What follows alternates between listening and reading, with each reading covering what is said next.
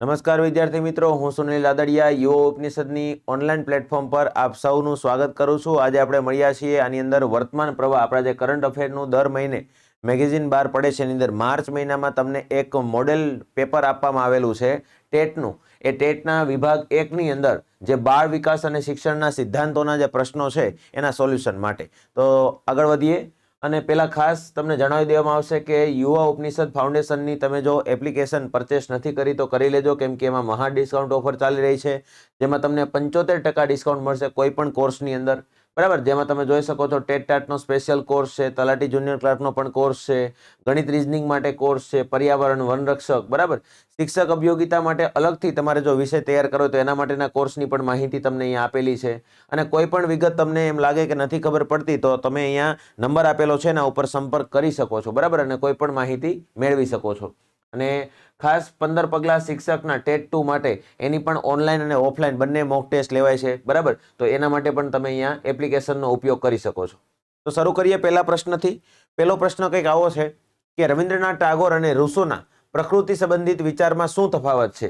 રવિન્દ્રનાથ ટાગોર અને રૂસો બંને પ્રકૃતિવાદીઓની અંદર હતા, તો બંનેના વિચારોમાં શું તફાવત છે? રવિન્દ્રનાથ ટાગોર પ્રકૃતિ પર ઓછો ભાર આપ્યો હતો, બરાબર। રવિન્દ્રનાથ ટાગોરને નકારાત્મક શિક્ષણમાં રસ ન હતો, કે પછી રવિન્દ્રનાથ ટાગોર પ્રકૃતિ કરતા ઈશ્વરને માનતા હતા, કે પછી ટાગોરના મતે પ્રકૃતિ ખરાબ કર્મ કરનારને સજા આપે છે? તો અહીંયા સાચો જવાબ શું થશે કે રવિન્દ્રનાથ ટાગોર જે છે એ પ્રકૃતિના કર્તા તરીકે ઈશ્વરને માનતા હતા, જ્યારે રૂસો એવું માનતા નહોતા। એટલે જવાબમાં શું આવશે? સી। તમારો સાચો જવાબ કયો થઈ જવાનો છે? સી। ત્યારબાદ પ્રશ્ન છે નીચેના પૈકી કયું વિધાન અયોગ્ય છે? અહીંયા વિધાન આપેલા છે કે બૌદ્ધ ગ્રંથ બુદ્ધ ચરિત અશ્વઘોષ દ્વારા લખાયેલ છે, શિલ્પદિકારમ અને મણિમેખલાઈ પ્રારંભિક તમિલ સાહિત્યના પ્રખ્યાત ગ્રંથો છે, શાસ્ત્રીય નૃત્ય કથનના વિષયોમાં શિવ અને પાર્વતીની કથાઓનો સમાવેશ થાય છે, કે પછી ગુલામ વંશની સ્થાપના કુતબુદ્દીન એબકે કરી હતી? તો અહીંયાથી કયું વિધાન અયોગ્ય છે? તો આપણને દેખાઈ જશે કે શાસ્ત્રીય નૃત્યો જે છે કથક એની અંદર શિવ અને પાર્વતીની કથાઓનો સમાવેશ નથી થતો। એમાં આપણને ખ્યાલ છે કે ભાઈ કૃષ્ણ ભગવાનની કૃષ્ણ લીલાનું એને લગતી ચર્ચાઓ થાય છે, અથવા તો એને લગતા જે નૃત્યો કરવામાં આવે છે, એટલે અહીંયા વિધાન કયું અયોગ્ય છે? સી। એટલે તમારો જવાબ કયો થઈ જશે? સી। ચાલો ત્યારબાદ આગળ વધીએ। NEP, બરાબર, NEP એટલે કે નેશનલ એજ્યુકેશન પોલિસીમાં 2020 મુજબ કયા વર્ષ સુધીમાં 100% નામાંકન એટલે પ્રવેશ કરાવીને બાળકનું 100% નામાંકન કરવાનો લક્ષ્યાંક રાખવામાં આવેલ છે? કે ક્યાં સુધીમાં 100% નામાંકન થઈ જવું જોઈએ? કે જે 6 થી 14 વર્ષના બાળકોનું જે નામાંકન કરવાનું છે ફરજિયાત, બરાબર, એ કેટલા વર્ષ સુધીમાં થઈ જવું જોઈએ? તો અહીંયા તમને ટાર્ગેટ આપેલો છે, એમાંનો સાચો જવાબ કયો છે? 2030। 2030 સુધીમાં 100% નામાંકન કરવાનો એક ટાર્ગેટ છે, એક હેતુ છે NEP 2020નો, બરાબર। ચાલો ત્યારબાદ ફ્રોઇડ કયા ઘટકને માનસિક કાર્યશક્તિનો ભંડાર ગણે છે? ફ્રોઇડે જે એના માનસિક મનોગત્યાત્મક લક્ષણ અથવા તો મનોવિશ્લેષણવાદ આપ્યો એની અંદર ત્રણ વસ્તુની વાત કરી, તત, અહમ અને અધિઅહમ, એટલે કે આઈડી, પોતાનું જે આઈડી છે તે, પ્લસ અહમ એટલે ઈગો, તમારો જે ઈગો છે તે, અને અધિઅહમનો મતલબ થાય સુપર ઈગો, બરાબર। તો આ ત્રણની અંદરથી ફ્રોઇડના ઘટકના માનસિક કાર્યશક્તિનો ભંડાર કોને ગણવામાં આવે છે? તો એ તત્ને ગણવામાં આવે છે। એટલે જવાબમાં શું આવશે? એ। એટલે તમારો સાચો જવાબ કયો થઈ જશે મિત્રો? એ, બરાબર। ચાલો ત્યારબાદ ક્રિયાત્મક સંશોધનમાં કયા પ્રકારની ઉત્કલ્પનાનો ઉપયોગ થાય છે? કયા પ્રકારની ઉત્કલ્પનાનો ઉપયોગ થાય છે? દિશાસૂચક, બિન દિશાસૂચક, જો આમ હોય તો આમ થાય, જો આમ હોય તો આમ થશે, વગેરે વગેરે, બરાબર। એક પરથી અહીંયા આવશે, આ ભૂલથી લખાઈ ગયેલું છે, એક પણ નહીં, બરાબર। અહીંયા આ વિકલ્પની અંદર એક પણ નહીં આવશે, પરંતુ આપણો જવાબ કયો છે? સી। સાચો જવાબ કયો છે? સી। જો તોના ખ્યાલના આધારે ક્રિયાત્મક સંશોધન કરવામાં આવે છે। જો આમ છે તો આમ થશે, જો આવું હોય તો આમ થાય, બરાબર, એને આપણે ક્રિયાત્મક સંશોધન બોલીએ છીએ। એટલે આપણે કઈ ઉત્કલ્પનાનો ઉપયોગ કર્યો કહેવાય? જો તો। એટલે જવાબમાં શું આવશે? સી। ચાલો ત્યારબાદ કોણે કહ્યું છે કે જ્ઞાન અનુભવની નિપજ છે અને તેનું સ્વતંત્ર અસ્તિત્વ નથી? જ્ઞાન એ અનુભવની નિપજ છે, એનું કોઈ સ્વતંત્ર અસ્તિત્વ નથી, એવું કોણે કહ્યું છે? જ્હોન ડ્યુઈ, પ્લેટો, એરિસ્ટોટલ કે પછી રસેલ? બરાબર, તો સાચો જવાબ આવશે જ્હોન ડ્યુઈ, એટલે આપણો જવાબ થઈ જશે એ. ચાલો ત્યારબાદ જાહેર વિતરણ વ્યવસ્થાની જવાબદારી કોની છે? કેન્દ્ર સરકાર, રાજ્ય સરકાર, આપેલ બંને, એટલે કે કેન્દ્ર સરકાર રાજ્ય સરકાર બંને, કે એક પણ નહીં, તો એ બંને આવશે. મતલબ જવાબ થઈ જશે સી, કેન્દ્ર સરકાર અને રાજ્ય સરકાર બંનેની જવાબદારી છે જાહેર વિતરણ વ્યવસ્થાની. બરાબર. ચાલો, શિક્ષણનું સ્તર ઊંચું લાવવા માટે તમે શું કરશો? તો અહીંયા આપણને આપેલું છે સારા શિક્ષકોની નિમણૂક કરશો.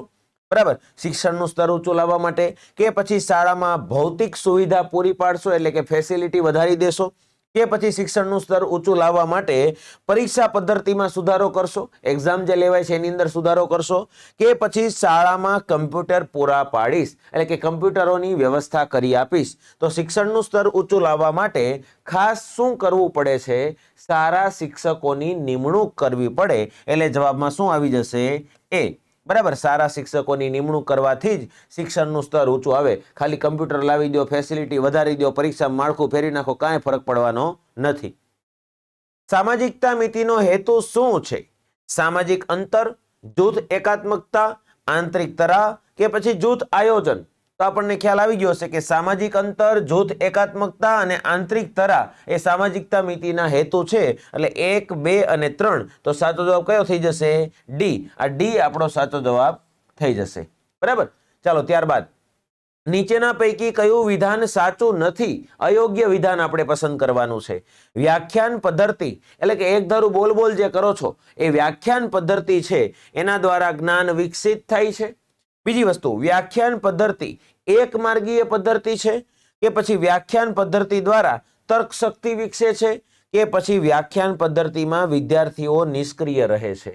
હવે તમે જ એક ધારું બોલ બોલ કરો છો અને કંઈક સમજાવો છો અને વ્યાખ્યાન આપો છો, પ્રવચન આપો છો, તો એમાં શું અયોગ્ય છે એમ કીધું છે. હવે જોવા જાવ તો વ્યાખ્યાન પદ્ધતિ દ્વારા જ્ઞાન વિકસિત થાય, હા એ વાત બરાબર છે, જ્ઞાનમાં વધારો થશે. બરાબર, વ્યાખ્યાન પદ્ધતિ એક માર્ગીય છે, હા એ પણ બરાબર છે, કારણ કે માત્ર શિક્ષકને જ બોલવાનું હોય છે, વિદ્યાર્થી એમાં ઇન્વોલ્વ થતા નથી. તો અહીંયા છેલ્લું વાક્ય શું છે?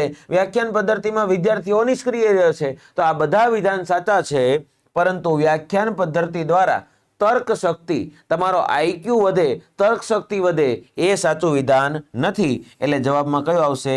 સી. સાચો જવાબ થઈ જશે સી. ચાલો ત્યારબાદ રોસા કયા સ્તરના શિક્ષણમાં સુધારા માટે પ્રવૃત્ત છે? રોસા નામની સંસ્થા કયા પ્રકારના શિક્ષણના સુધારા માટે પ્રવૃત્ત છે? બરાબર, ઉચ્ચ શિક્ષણ, માધ્યમિક શિક્ષણ, પ્રાથમિક શિક્ષણ, કે ઉચ્ચ પ્રાથમિક શિક્ષણ? તો સાચો જવાબ આવશે ઉચ્ચ શિક્ષણ, હાયર સેકન્ડરી માટે વધારે સુધારા કરવા માટે પ્રવૃત્તમાન છે. ચાલો ત્યારબાદ નીચે પૈકી કઈ વિચારધારા શિક્ષણને સામાજિક વિકાસ અને આર્થિક ઉત્પાદનનું માધ્યમ ગણે છે? સામાજિક વિકાસ અને આર્થિક ઉત્પાદન પર ભાર મૂકનાર વાદ કયો છે? માર્ક્સવાદ. એટલે જવાબમાં શું આવી જશે? ડી. બરાબર, માર્ક્સવાદ છે એ શિક્ષણને આધારે સામાજિક વિકાસ અને આર્થિક ઉત્પાદનનું માધ્યમ ગણે છે. બરાબર. ચાલો ત્યારબાદ વ્યક્તિ જમીન પર પડેલી દોરડીમાં સાપ જુએ છે, આ શાનું ઉદાહરણ છે? માની લો કે દોરડું પડેલું છે ને એને સાપ દેખાય છે, એમાં એવો ભ્રમ થાય છે, તો એ ભ્રમ થવો એટલે એક પ્રકારનું ઇલ્યુઝન.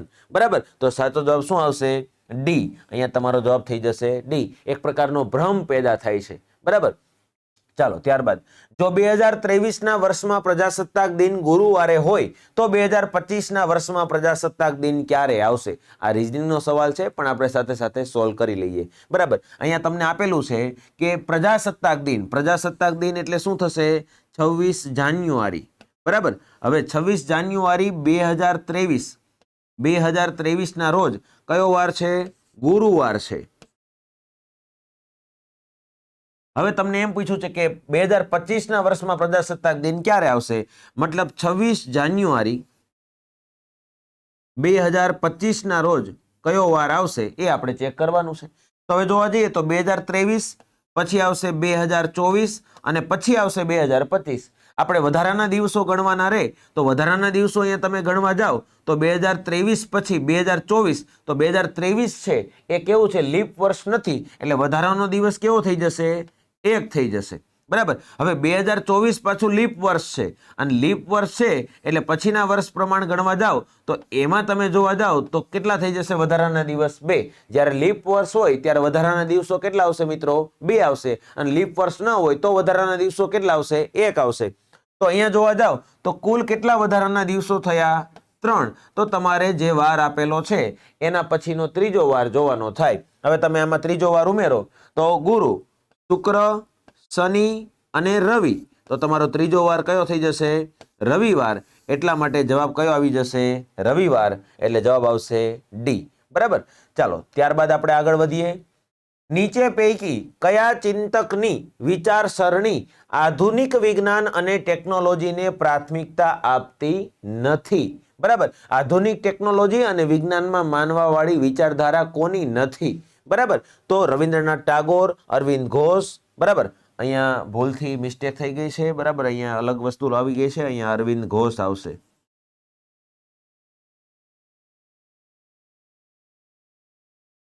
અરવિંદ ઘોષ.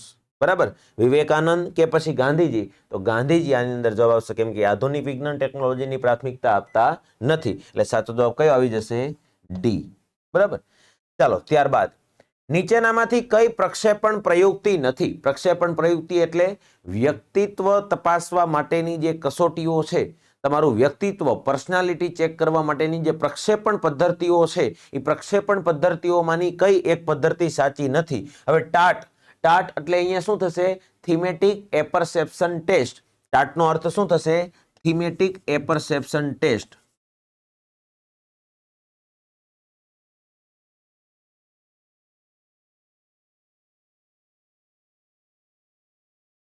જેના દ્વારા પર્સનાલિટી ચેક કરવામાં આવે છે.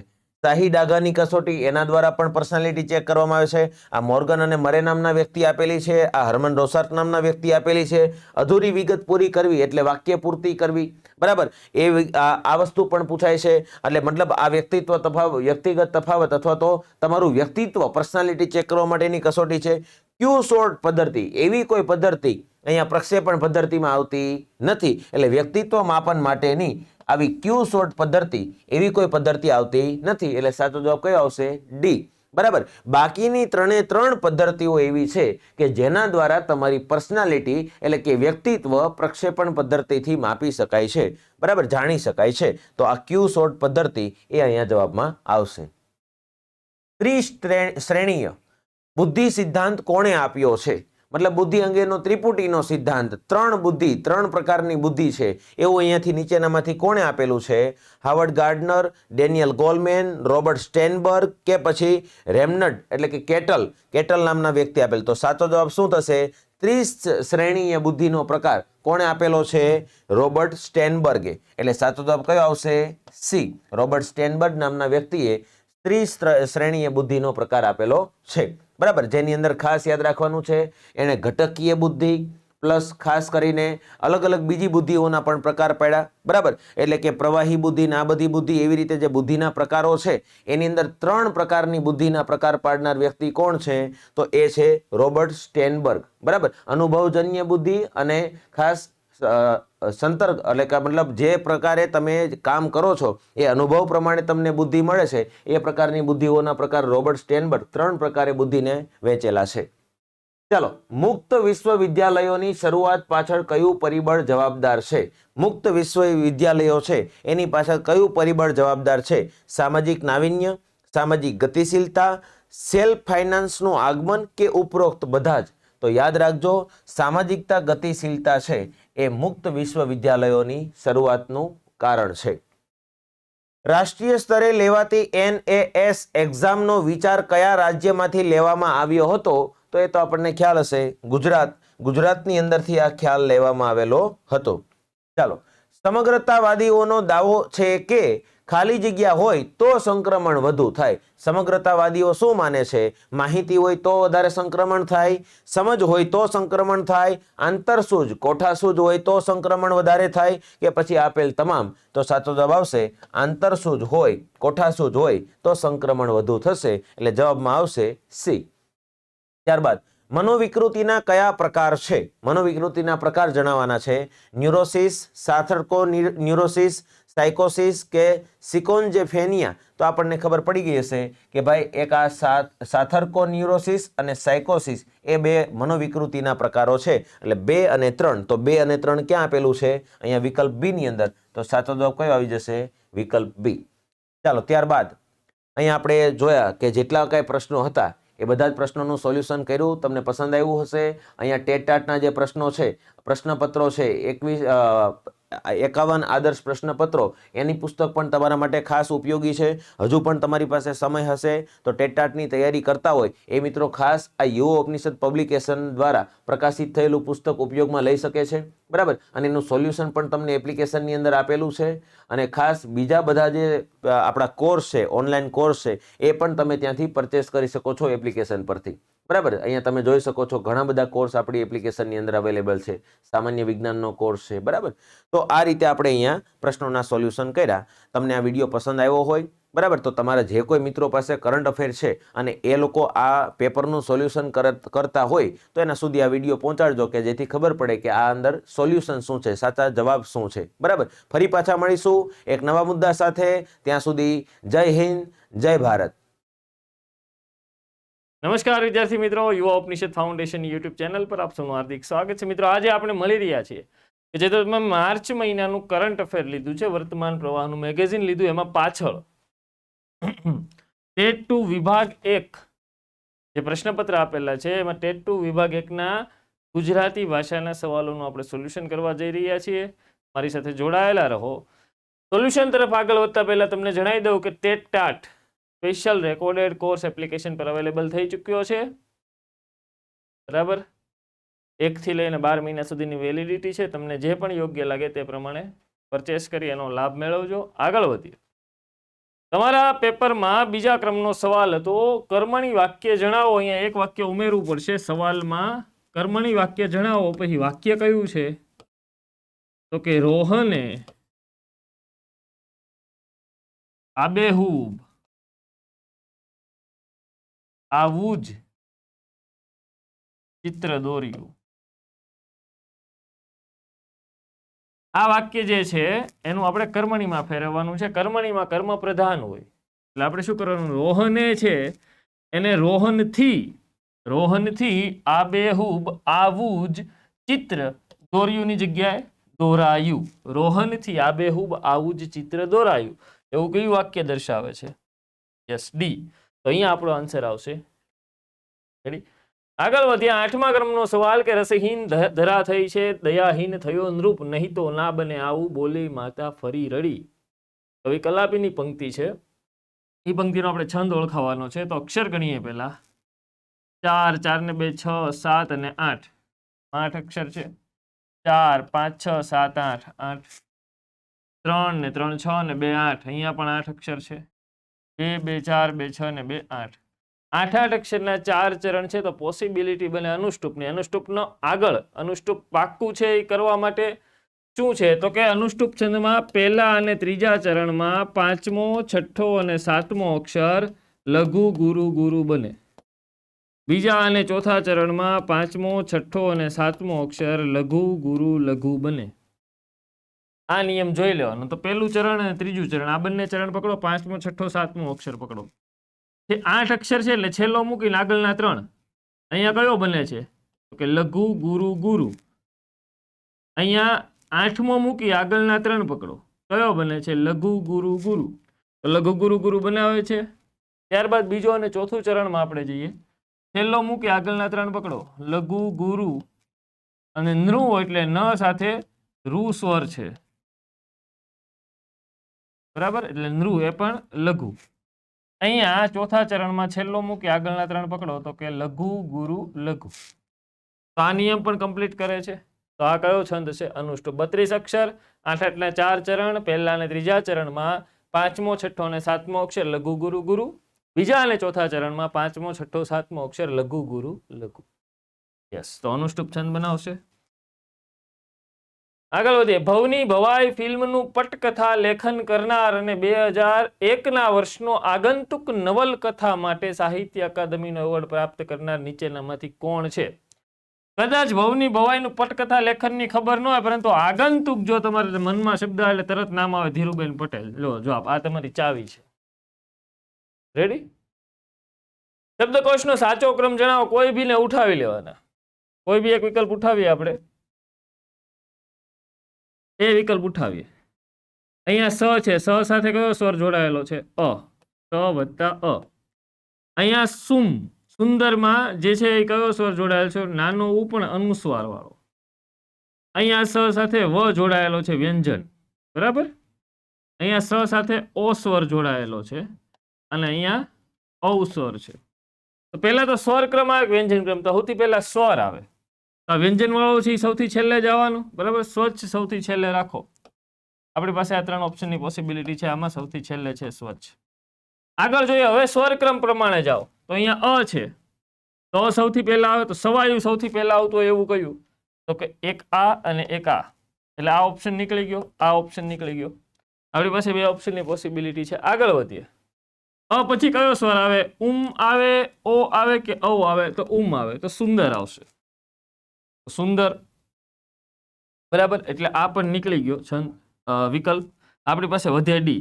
પહેલા ક્રમે આવશે સવાયું, ત્યારબાદ આવશે એટલે સુંદર, ત્યારબાદ સોગાત, સૌથી અને સ્વચ્છ. રેડી? આન્સર આવશે આપણો ડી. આગળ વધીએ. 16મા નંબરનો સવાલ. શીલ વિનાની વિદ્યા એ વાંઝણી વિદ્યા છે. આ વિધાન કોનું છે? નાનાભાઈ ભટ્ટ, દક્ષિણામૂર્તિ સંસ્થાનના સ્થાપક નાનાભાઈ ભટ્ટનું છે આ વિધાન. કોનું? નાનાભાઈ ભટ્ટ. શીલ વિનાની વિદ્યા એ વાંઝણી વિદ્યા છે. શીલ એટલે ચારિત્ર્ય. ધ્વનિ શ્રેણી ક્રમનો કયો વિકલ્પ સાચો છે? અન્નનો વિગ્રહ કરો. અ વત્તા ન અડધો છે વત્તા ન વત્તા અ. આ રીતે બને છે. અ ન અ. યસ. ત્યારબાદ અહીંયા જુઓ. ક્ષેત્રનો વિગ્રહ કરો. ક વત્તા શ વત્તા એ વત્તા ત વત્તા ર વત્તા અ. ક શ એ ત ર અ. ક વત્તા શ વત્તા એ વત્તા ત વત્તા ર વત્તા અ. આ પણ સાચો છે. ક્ષાતિ. ક વત્તા ચ વત્તા આ. ક્ષા વત્તા ત વત્તા મોટો ઈ. તો આ વિકલ્પ ખોટો છે. આગળ જોઈએ. ચિઠ્ઠી. તો ચ વત્તા નાનો ઈ વત્તા ઠ વત્તા મોટો ઈ. ચિઠ્ઠી. અહીંયા મોટો ઈ આપેલો છે. બરાબર? એટલે આ પણ ખોટું છે. અહીંયા જોઈએ. એ અને બી બંને સાચા છે, પણ અહીંયા પીપીટીમાં કંઈ ટાઈપ મિસ્ટેકના કારણે આ અન્ન, કારણ કે પેપરમાં યા તો તમને અહીંયા ન આખો આપેલો છે યા તો અહીંયા ન આખો આપેલો છે. અહીંયા આપણો જવાબ આવશે બી, જે તમારા પેપરમાં આવશે. રાઈટ? આગળ વધીએ. 26મો સવાલ. આપેલ શબ્દનો સંધિ વિગ્રહ. વિચારણીય શબ્દનો સંધિ વિગ્રહ સિમ્પલ છે. આ વસ્તુ યાદ રાખવી પડશે તમારે. વિચાર વત્તા અનીય. આ શબ્દને જ્યારે તમે જોડો છો ત્યારે નનો થઈ જાય છે અણ. બરાબર? એટલે વિચારણીય થશે. જવાબ આવશે સી. 38મો સવાલ. મનોકામના. દેવાંશીની મનોકામના પૂર્ણ કરવા તો અમને તેડ્યા છે. રેખાંકિત શબ્દનો સમાસ. મનોકામના એટલે શું થાય? મનની કામના, મનની ઈચ્છા, મનોકામના. તો જે સમાસનો વિગ્રહ કરતી વખતે વચ્ચે બીજી થી 7મી વિભક્તિ સુધીનો પ્રત્યય આવે તો કયો સમાસ બને? તત્પુરુષ. જવાબ આવશે સી. આગળ 43મો સવાલ. હિમાલય તે હિમાલય આ કયો અલંકાર છે? જ્યારે ઉપમેયની સરખામણી એની પોતા સાથે જ કરવામાં આવે, યાની કે ઉપમેયની સરખામણી ઉપમેય સાથે જ કરવામાં આવે તો અનન્વય અલંકાર બને. આન્સર આવશે તમારો સી. રેડી? 49મો સવાલ. રૂઢિપ્રયોગનો અર્થ ઘોડાને ઘેર હોવું એટલે ખૂબ જ નજીક વસ્તુ. એને એમ કે અરે એ ક્યાં દૂર છે, ઘોડાને ઘેર છે એમ, એટલે ખૂબ જ નજીક હોવું. કવિ ઇન્દુલાલ ગાંધીનો પ્રસિદ્ધ કાવ્ય સંગ્રહ ગોરસ, ઇંધણ, તેજ રેખા કે અનિમેષ? તો આન્સર આવશે તેજ રેખા, સી. આ સાહિત્ય તમારે યાદ જ રાખવું પડે. શર્વિલક નાટકના લેખકનું નામ? રસિકલાલ પરીખ. ના ભૂલાય. અહીંયા આપણું આ સોલ્યુશન પૂર્ણ થાય છે ગુજરાતી ભાષાનું. જતા જતા તમને કહી દઉં કે ગુજરાતી વ્યાકરણનો કોર્સ એપ્લિકેશન પર રેકોર્ડ થયેલો અવેલેબલ છે. તમે કોઈ બી પ્રાઇસ છે વેલિડિટી પ્રમાણે ખરીદી કરી શકો છો. આ સિવાય ગુજરાતી વ્યાકરણની બુક યુવા ઉપનિષદ પબ્લિકેશન દ્વારા પ્રકાશિત થયેલી છે. એને પણ એમેઝોન, ફ્લિપકાર્ટ કે યુવા ઉપનિષદના કોઈ પણ બુક સ્ટોર પરથી તમે પરચેસ કરી શકો છો. ગુજરાતી સાહિત્યની બુક પણ આવેલી છે. લેટેસ્ટ એડિશન છે. 2 પ્રકારે છે. એક વર્ણનાત્મક સ્વરૂપે છે, એક વન લાઇનર અને હેતુલક્ષી પ્રશ્નોત્તરી સ્વરૂપે છે. જો તમે વર્ણનાત્મક સ્વરૂપેની બુક લેવ છો તો તમને આ બુક છે એ સંપૂર્ણ ફ્રીમાં આપવામાં આવે છે. બરાબર? પ્રેક્ટિસ કરવા માટે આ બેસ્ટ. એટલે આ ખરીદો એટલે આ ફ્રીમાં.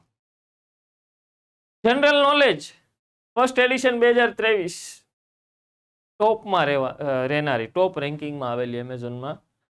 એ બુક પણ અમેઝોન, ફ્લિપકાર્ટ અને બુક સ્ટોર પર અવેલેબલ છે. ત્યાંથી પરચેસ કરી શકો છો. અને છેલ્લે અહીંયા સુધી મને સાંભળ્યા બદલ આપ સૌનો આભાર. ફરી મળીશું ક્યારેક નવા વિડીયો સાથે, નવા સેશનમાં. ત્યાં સુધી સૌને જય હિન્દ, જય જય કરવી ગુજરાત. નમસ્કાર વિદ્યાર્થી મિત્રો, યુવા ઉપનિષદ ફાઉન્ડેશનના ઓનલાઈન પ્લેટફોર્મ પર હું છાયા મેમ તમારું સ્વાગત કરું છું. આજે આપણે વર્તમાન પ્રવાહ મેગેઝિનના અંદર માર્ચ 2023ની જે અંક તમને આપવામાં આવ્યો છે એની અંદર ટેટ 2ના વિભાગ 1ના આદર્શ પ્રશ્નપત્રનું ઇંગ્લિશ ગ્રામરના પ્રશ્નોનું સોલ્યુશન આપણે જોવા માટે જઈ રહ્યા છે. ઓકે, તો આ સોલ્યુશન શરૂ કરીએ એ પહેલા હું તમને થોડી નાનકડી માહિતી આપી દઉં. તમે પાછળ જોઈ રહ્યા છો એ છે તલાટી અને જુનિયર ક્લર્કના સ્પેશિયલ રેકોર્ડેડ કોર્સની માહિતી. એની અંદર તમને વેલિડિટી વિથ પ્રાઇઝ બતાવી દેવામાં આવી છે અને કયો સબ્જેક્ટ કોણે કોણે ભણાવ્યું છે એ પણ એની અંદર બતાવી દેવામાં આવ્યો છે. મિત્રો, જો આ કોર્સને પરચેસ કરવા માંગો છો તો વહેલી તકે કોર્સને પરચેસ કરી લેજો. એના પછી હું તમને મારા કોર્સ વિશે માહિતી આપી દઉં. યસ, ઇંગ્લિશ ગ્રામરનો કોર્સ. આની અંદર તમને વેલિડિટી અને પ્રાઇઝ બધું જ આપી દેવામાં આવ્યું છે. મિત્રો, આ જે કોર્સ બનાવવામાં આવ્યો છે ટોટલી એવું સમજી લેજો કે તમારા માટે મોર દેન ઇનફ થઈ જશે. તમારા માટે જેટલું જરૂરી છે એ બધું જ એની અંદર આપી દેવામાં આવ્યું છે. ઓકે, ચાલો હું એના પછી તમને જણાવી દઉં કે અત્યારે મહા ડિસ્કાઉન્ટ ઓફર ચાલી રહી છે. 75% ઓફ છે બધા જ કોર્સ ઉપર. તમે જોઈ રહ્યા છો કે તલાટી, જુનિયર ક્લર્ક, ટેટની આગામી પરીક્ષાઓને ધ્યાનમાં રાખતા યુવા ઉપનિષદ ફાઉન્ડેશન એપ્લિકેશનના તમામ કોર્સ ઉપર, બધા જ કોર્સ ઉપર 75% નો ડિસ્કાઉન્ટ છે. ઓકે, તો વહેલી તકે તમે જે કોઈ કોર્સને પરચેસ કરવા માંગો છો મિત્રો એને કોર્સને પરચેસ કરી લો, કારણ કે 75% એટલે બહુ મોટું ડિસ્કાઉન્ટ કહેવાશે. ઓકે, ચાલો હવે શરૂ કરીએ આપણે સોલ્યુશન. એમાં આપણે પહેલો પ્રશ્ન જોઈએ. પહેલો પ્રશ્ન છે after a year or 2 we blank no information of each other. Okay, અહીંયા તમને આફ્ટર વર્ડ આપ્યો છે. આ આફ્ટર શું બતાવે છે? પછીને બતાવે છે. પછી કે આફ્ટર અ યર ઓર 2 એટલે કે 1-2 વર્ષ પછી. બરાબર, ખાલી જગ્યા વી ખાલી જગ્યા નો ઇન્ફોર્મેશન ઓફ ઈચ અધર. અમને અમારા એકબીજા વિશે માહિતી નહોતી. ઓકે, 1-2 વર્ષના પછી, મતલબ આ ઘટના પછી બની છે એટલે કે ભૂતકાળમાં બની છે. ચાલો ઓપ્શન ને જોઈએ. ઓપ્શનમાં આપ્યું છે વર, પછી આપ્યું છે હેઝ, હેડ અને આર. આર વર્તમાનને બતાવે, આ નીકળી જશે. ઓકે, અહીંયા તમને આગળ આપવામાં આવી છે વી. તો વી ના આધારે ભૂતકાળના અંદર તમને વર લાગશે અથવા હેડ લાગશે, કારણ કે વી પછી હેઝ તો આવતું જ નથી, માટે આ ઓપ્શન તો નીકળી ગયો. તો તમને શું લાગશે ઓપ્શન તરીકે? ક્યાં એ લાગશે, ક્યાં સી લાગશે. હવે બંને મૂકીને જુઓ કે આનું ભાષાંતર શું થાય છે. કે after a year or 2 we were no information of each other. અમે હતા નથી, અમારી પાસેની વાત હોવી જોઈએ, અમને એકબીજા વિશેની માહિતી નહોતી એમ કહેવા માંગે છે. મિત્રો, વર તો એની સાથે સહાયકારક ક્રિયાપદ તરીકે આવી શકે, પણ એના પાછળનું જે વાક્ય છે એ વર સાથે સેટ થતું નથી. આપણે જાણીએ છીએ કે હેવ નો પોતાનો પર્સનલ મિનિંગ છે. હેવ નો અર્થ થાય છે પાસે હોવું. હેવ માંથી જ હેઝ બને છે અને હેવ માંથી જ હેડ બને છે. ઓકે, તો હેવ નો અર્થ જો પાસે હોવું થાય તો હેડ નો અર્થ થાય પાસે હતું. ઓકે, તો અહીંયા હેડ તમારું સાચું પડે. ઓપ્શન સી અહીં તમારો સાચો છે કે after a year or 2 we had no information of each other. Okay, so option C is the correct answer. ચાલો એના પછીના ક્વેશ્ચન ઉપર જઈએ. Change the voice of. તમને બીજા પ્રશ્નની અંદર વોઇસ ચેન્જ કરવાનું કહ્યું છે. વોઇસ બધાનો ફેવરેટ ટોપિક કહી શકાય અને જેને કાર્ડ નહીં આવડે એને આ ટોપિકમાં ચોક્કસથી પ્રોબ્લેમ આવી શકે છે. મિત્રો, આના માટે તમારે કાર્ડ પ્રોપરલી રેડી કરવા પડશે. ચાલો જોઈએ તો તમને વાક્ય કયું આપવામાં આવ્યું છે. વાક્યમાં આપવામાં આવ્યું છે what are you doing. Okay, વાક્યની અંદર શું કહ્યું છે? વોટ આર યુ ડુઈંગ, તમે શું કરી રહ્યા છો? સૌથી પહેલા તો તમે જે વાક્ય, જે પ્રશ્ન આપવામાં આવ્યું છે ને એનો વોઇસ ઓળખો. આ વોઇસ કયો છે? એક્ટિવ વોઇસ છે. કેવી રીતે ખબર પડે? તો અહીંયા આર અને આઈએનજી છે. ઓકે, ને પેસિવ વાક્ય રચનામાં તો એક જ વર્બ ફોર્મ આવે છે, અને આ વર્બ ફોર્મ કયું હોય છે? V3 હોય છે. અહીંયા V3 આપવામાં આવ્યું નથી, માટે આ કયો વોઇસ છે? એક્ટિવ વોઇસ છે. એટલે તમારે ઓપ્શનની અંદરથી પેસિવ વોઇસ શોધવાનું છે. મિત્રો, જ્યારે એક્ટિવ વાક્ય રચનાની અંદર તમને જે કોઈ વાક્ય આપવામાં આવ્યું છે, સૌથી પહેલા એનો કાર્ડ તમારે જોવાનો છે. એનો કાર્ડ કયો છે? તો અહીંયા તમને આપવામાં આવ્યું છે એમિઝાર પ્લસ આઈએનજી.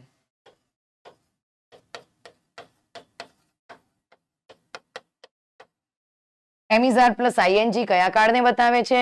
ચાલુ વર્તમાન કાળને, પ્રેઝન્ટ કન્ટિન્યુઅસ ટેન્સને બતાવે છે. તો જ્યારે તમને એક્ટિવ વાક્ય રચનામાં ચાલુ વર્તમાન કાળ આપવામાં આવ્યો હોય ને મિત્રો, ત્યારે તેની અંદર એમિઝાર પ્લસ બીઇંગ પ્લસ V3 થઈ જાય છે. માટે ઓપ્શનની અંદર આપણે એમિઝાર પ્લસ બીઇંગ પ્લસ V3 શોધવાનું છે. ચાલો આપણે ઓપ્શનમાં જોઈએ. What is done by you. Okay, ચાલો તો એની અંદર આપણને બીઇંગ આપ્યું નથી, માટે આ ઓપ્શન નીકળી ગયો. પછી આપણે છે what was done by you. અહીંયા પણ બીઇંગ નથી આપવામાં આવ્યું, નથી એની અંદર એમિઝાર આપવામાં આવ્યું. બરાબર, તો ચાલો આ પણ નીકળી ગયું. એના પછી આપવામાં છે what are done by you. Okay, અહીંયા પણ બીઇંગ નથી આપવામાં આવ્યું, આ પણ નીકળી ગયું. છેલ્લું ઓપ્શન જુઓ. What is being done by you. શું કહેલું મેં? એમિઝાર પ્લસ બીઇંગ પ્લસ V3. તો જો અહીંયા is plus being plus V3 મળી ગયું. માટે ઓપ્શન ડી અહીં તમારો સાચો છે. Okay, so option D is the correct answer. ચાલો એના પછીના સવાલ ઉપર જઈએ. He said that the train was coming.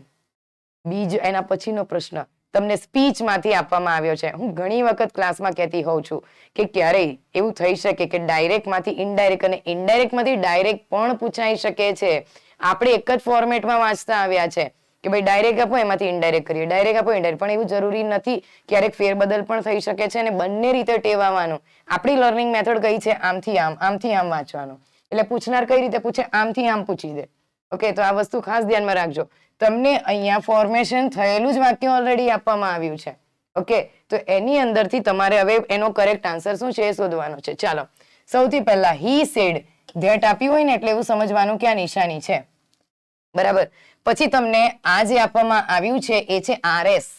Okay, તો એક વસ્તુ માઇન્ડમાં નાખજો કે જ્યારે તમને સેડ આપવામાં આવે એટલે કે આરવી ભૂતકાળની અંદર આપવામાં આવે ત્યારે કાળ પરિવર્તન થાય છે. મિત્રો, તમને આ વાક્ય જે RS તરીકે આપવામાં આવ્યું છે એ વાક્યને કયા કાળમાં આપવામાં આવ્યું છે? તો વોઝ પ્લસ આઈએનજી એટલે ચાલુ ભૂતકાળમાં તમને આ વાક્ય આપવામાં આવ્યું છે. ઓકે, તો ચાલો જોઈએ કે ચાલુ ભૂતકાળમાં આપવામાં આવ્યું હોય તો કયો કાળ આવી શકે. તો એક વસ્તુ હું તમને ચોક્કસ કહી દઈશ કે ચાલુ ભૂતકાળ ત્યારે જ આવી શકે જ્યારે ફોર્મેટ ન થયેલા વાક્યમાં ચાલુ વર્તમાન કાળ હોય. ચાલુ વર્તમાન કાળમાંથી ચાલુ ભૂતકાળમાં ટ્રાન્સફોર્મેશન કરવામાં આવે છે મિત્રો. ઓકે, તો ચાલો જોઈએ. હી said the train is coming. અહીંયા એક ચાલુ વર્તમાન કાળ દેખાય છે. હી સેડ ધ ટ્રેન હેડ કમ. અહીંયા તો હેડ કમ આપી દીધું છે. હેડ કમ શું બતાવે છે? એ તો પૂર્ણ ભૂતકાળને બતાવે છે, તો આ નહીં આવે. પછી આપવામાં આવ્યું છે he said the train has come. Has come શું બતાવે છે? પૂર્ણ વર્તમાન કાળને બતાવે છે, માટે આ ઓપ્શન પણ નીકળી ગયું. પછી આપે છે he said the train had been coming. આ શું બતાવે છે? આ બતાવે છે ચાલુ પૂર્ણ ભૂતકાળને બતાવે છે, માટે આ પણ નીકળી ગયું. તો કયું ઓપ્શન સાચું પડ્યું? ઓપ્શન એ અહીં તમારું સાચું પડ્યું. ઓકે, ચાલુ વર્તમાન કાળ હોય ને ત્યારે એ ચાલુ ભૂતકાળની અંદર ટ્રાન્સફોર્મેશન પામે છે. Okay, so option A is the correct answer. Okay, ચાલો એના પછીના ક્વેશ્ચન ઉપર જઈએ. The mother cheetah calls her cubs by giving blank whistle. માદા ચિત્તા જે છે એ પોતાના બચ્ચાને કેવી રીતે બોલાવે છે? કેવા પ્રકારના અવાજને, જે સીટી જેવો સંભળાય છે એ કેવા પ્રકારની, કયા લેવલનું હોય છે એ તમને ઓપ્શનમાં આપવામાં આવ્યું છે. અને એનો કરેક્ટ આન્સર થાય છે અ હાઈ પીચ્ડ. બહુ જ ઊંચી, એટલે દૂર સુધી સંભળાઈ શકે એટલા હાઈ પીચ ઉપર જઈને એ અવાજ કરે છે પોતાના બચ્ચાને બોલાવવા માટે. ઓકે, તો હાઈ પીચ્ડ અહીંયા સાચું છે. ઓકે, સ્લો થી નહીં બોલાવે, લાઉડ થી નહીં બોલાવે, એકદમ કેવું છે, હા એકદમ હાઈ લેવલના પીચથી બોલાવે છે. તો ઓપ્શન એ અહીં તમારો સાચો છે. ચાલો એના પછીના ક્વેશ્ચન ઉપર જઈએ. Mariana is the blank trench in the world. સૌથી પહેલા તો ટ્રેન્ચ એટલે શું એ સમજો. ટ્રેન્ચ નો અર્થ થાય છે ખાઈ, ખાઈ. ઓકે, તો એવું કહેવામાં આવે છે કે મરિયાના ઇઝ ધ ખાલી જગ્યા ટ્રેન્ચ ઇન ધ વર્લ્ડ, દુનિયાની અંદર શું છે? તો ડીપ, ડીપર, ડીપેસ્ટ અને મોર ડીપ. મિત્રો ખાલી જગ્યાના આગળ તમને ધ આપવામાં આવ્યું છે, મતલબ એનો અર્થ થાય છે સુપરલેટિવ ડિગ્રી. તો સુપરલેટિવ ડિગ્રીમાં વિશેષણને ક્યાં તો મોસ્ટ લાગે છે, ક્યાં ઈએસટી લાગે છે. ઓકે, તો ચાલો જોઈએ એની અંદર ક્યાં શું આપવામાં આવ્યું છે. અહીંયા તો ડીપ મૂળ રૂપમાં છે, પેસિવ સોરી આને પોઝિટિવ ડિગ્રી કહેવાય, આ નીકળી ગયું. એના પછી આપવામાં આવ્યું છે ડીપર, આ પણ નીકળી ગયું. આમાં ઈએસટી નથી, યસ આમાં ઈએસટી છે ને, અહીંયા તો મોર આપ્યું છે, મોસ્ટ આપ્યું નથી. માટે કયો ઓપ્શન સાચો પડે? ઓપ્શન સી અહીં તમારો સાચો પડે. ઓકે, તો Mariana is the deepest trench in the world. Mariana જે છે તે દુનિયાની સૌથી ઊંડી ખાઈ છે એવું કહેવા માંગે છે. ચાલો, so option C is the correct answer. એના પછીના ક્વેશ્ચન ઉપર જઈએ. Don't wish for something impossible. Be practical, my dear brother. Okay, એવું કહેવા માંગે છે કે એવી કોઈ વસ્તુ જે બનવાની જ નથી, શક્ય જ નથી, એવી વસ્તુની અપેક્ષા ન કર અને થોડું પ્રેક્ટિકલ, વ્યવહારુ સ્વભાવને લઈને વિચાર મારા પ્રિય ભાઈ, એવું કહેવા માંગે છે. તો અહીંયા તમને જે વિશ ફોર સમથિંગ ઇમ્પોસિબલ આપ્યું છે એનો અર્થ અહીંયા ઓપ્શનમાંથી કયો શબ્દ દર્શાવે છે એ તમારે શોધવાનું છે. ઓકે, તો વિશ ફોર સમથિંગ ઇમ્પોસિબલ નો અર્થ થાય છે cry for the moon. Okay, cry for the moon એનો કરેક્ટ આન્સર થાય છે. ઓકે મિત્રો, એનો જે કરેક્ટ આન્સર છે એ જ આપણે જોવાનો થાય છે. તો option B is the correct answer. Okay, ચાલો એના પછીના ક્વેશ્ચન ઉપર જઈએ. 10, 20 મીન્સ બ્લેન્ક. તમને અહીંયા 10 ને 20 નો સમય બતાવવામાં આવ્યો છે અને એને નીચે શબ્દોમાં લખવામાં આવ્યું છે કે શબ્દોમાં 10 અને 20 ને શું કહી શકાય. ઓકે, તો એને કહેવામાં આવે છે 20 past 10 કહેવામાં આવે છે. 10 ને 20 આપણે લોકલ લેંગ્વેજમાં 10 ને 20 બોલતા હોઈએ છીએ, પણ 10 વાગીને 20 મિનિટ થઈ ગઈ હોય ત્યારે 10 ને 20 બોલીએ છીએ ને, એટલા માટે શું આવ્યું? પાસ્ટ આવ્યું. તો 20 past 10, 20 past 10 ઓપ્શન એ અહીં તમારો સાચો છે. ચાલો એના પછીના ક્વેશ્ચન ઉપર જઈએ. નિસર્ગ ડીડન્ટ બ્લેન્ક મીટ નિર્વા. ચાલો, તમને અહીંયા નિસર્ગ પછી આપવામાં આવ્યું છે ડીડન્ટ. ઓકે, ડીડ નોટ નું ટૂંકું રૂપ છે ડીડન્ટ, અને પછી આપવામાં આવી છે ખાલી જગ્યા. ખાલી જગ્યા પછી તમને આપવામાં આવ્યું છે મીટ જે મૂળ રૂપ છે. ઓકે, અને પછી તમને નામ આપવામાં આવ્યું છે નિર્વા. હવે ઓપ્શન જુઓ મિત્રો. અહીંયા હું તમને સાદા ભૂતકાળનો એક નિયમ કહીશ કે જો તમને વાક્યમાં ડીડ જોવા મળે તો ખાલી જગ્યાના અંદર ક્રિયાપદનું મૂળ રૂપ આવે છે. તો ઓપ્શનની અંદર જોઈએ કે કયા ઓપ્શનમાં તમને મૂળ રૂપ દર્શાવવામાં આવ્યું છે, એને રાખીશું, બાકીનાને કાઢી નાખીશું. ચાલો, અહીંયા આપ્યું છે યુઝડ ટુ. યુઝડ ટુ ની અંદર તો ઈડી લાગ્યું કહેવાય એટલે આ નીકળી જશે. પછી આપ્યું છે નીડ ટુ, આને રાખી શકાય. પછી આપ્યું છે યુઝડ. ઓકે, આ પણ V2 થઈ ગયું, આ પણ નીકળી ગયું, ને પછી આપ્યું છે નીડ. માટે નીડ ટુ અને નીડ આ બે તમને આન્સર લાગી શકે. હવે ખાલી જગ્યાના પછી જુઓ. ખાલી જગ્યાના પછી શું આપ્યું છે? ક્રિયાપદનું મૂળ રૂપ. મિત્રો હજી એક નિયમ તમને કહેવા જઈ રહી છું કે ટુ પછી આવનારું ક્રિયાપદ V1 જ હોય છે. મારે અહીંયા V1 જોઈએ છે. ઓકે, એટલા માટે હું અહીંયાથી એવું રૂપ પસંદ કરીશ કે જેના પછી ટુ આવે. નીડ નો અર્થ થાય છે જરૂર હોવી. ઓકે, તો અહીંયા નીડ ટુ મારું સાચું પડે. કેમ સાચું પડે? તો એક તો નીડ V1 છે અને નીડ પછી આપવામાં આવેલું ટુ જે છે, ટુ પછી આવનારું ક્રિયાપદ કયા ફોર્મમાં હોઈ શકે? V1 ફોર્મમાં હોઈ શકે. માટે અહીંયા ઓપ્શન બી તમારો સાચો પડે. ઓકે, ચાલો તો હવે આનું ટ્રાન્સલેશન શું થાય? નિસર્ગ ડીડન્ટ નીડ ટુ મીટ નિર્વા. નિસર્ગને નિર્વાને મળવાની કોઈ જરૂર ન હતી. નીડ એટલે જરૂર હોવી. ઓકે, ચાલો તો ઓપ્શન બી અહીં તમારો સાચો છે. ઓકે, ચાલો એના પછીના ક્વેશ્ચન ઉપર જઈએ. All of them are teachers, comma ખાલી જગ્યા ક્વેશ્ચન માર્ક. મિત્રો તમને આ ખાલી જગ્યા ક્વેશ્ચન ટેગ માંથી આપવામાં આવી છે અને આપણે જાણીએ છીએ કે ક્વેશ્ચન ટેગ ની અંદરની એક મેઇન ફોર્મેટ શું છે? વાક્ય હકાર હોય તો ક્વેશ્ચન ટેગ નકાર બને છે. ઓકે, ચાલો જુઓ.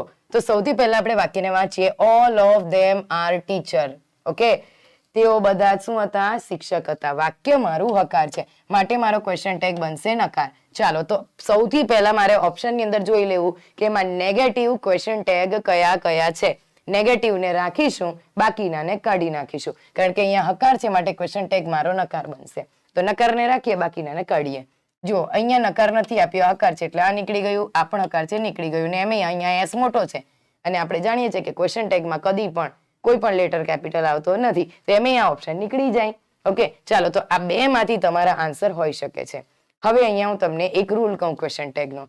જ્યારે તમને ઓલ ઓફ ધેમ આપવામાં આવે ત્યારે તમારે ક્વેશ્ચન ટેગની અંદર સર્વનામ તરીકે ધ્યેય વાપરવાનું છે.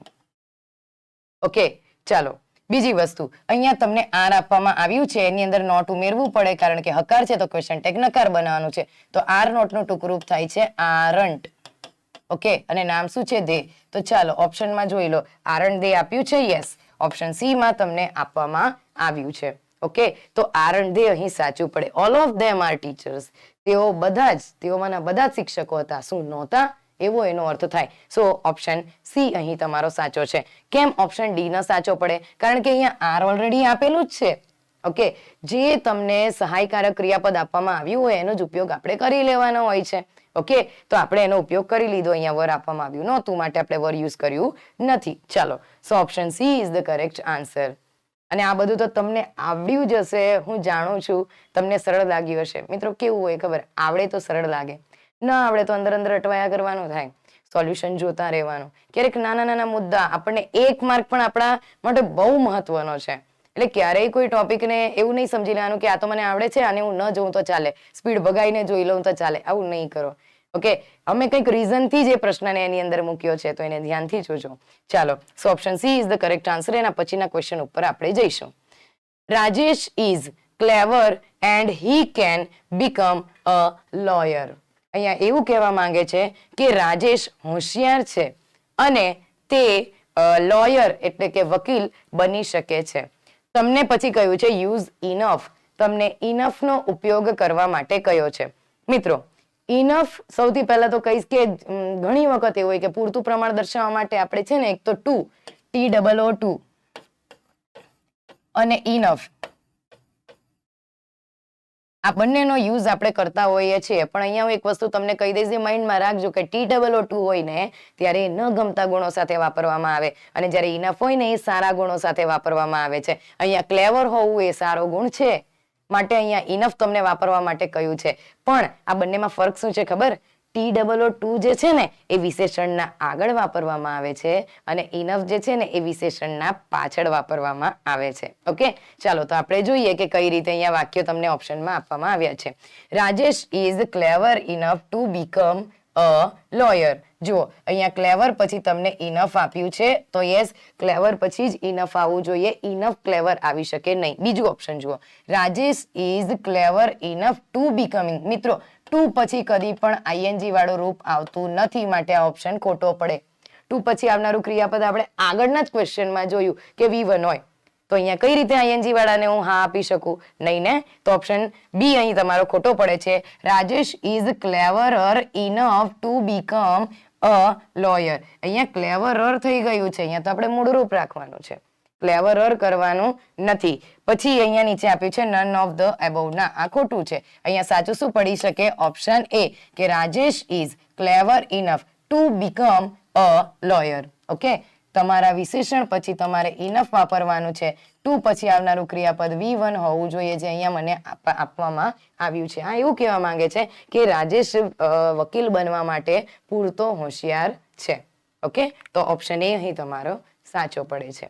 ચાલો, એના પછીના ક્વેશ્ચન ઉપર જઈએ.